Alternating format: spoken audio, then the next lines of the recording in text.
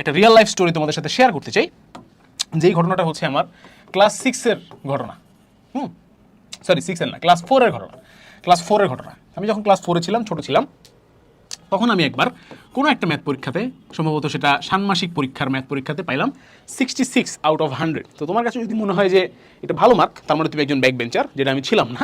আমি আসলে সামনের দিকে পজিশন ছিল আমার।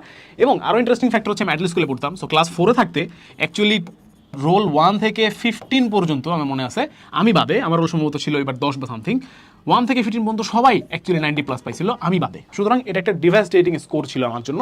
তার আগে আসলে 1, 2, 3 তো ছোটো একদম বাচ্চা ক্লাস, তখন আমার বাবা আমাকে ম্যাথ করাতে মোটামুটি ভালোই ম্যাথ পারতাম, এবং তখন আমার ম্যাথের রেজাল্ট ভালো ছিল, 199 এরকম করে পাইতাম। হুট করে ক্লাস 4-এ এসে আমি পেয়ে গেলাম হচ্ছে 66, যেটা আমার জীবনের একটা অন্যতম দুঃখের ঘটনা।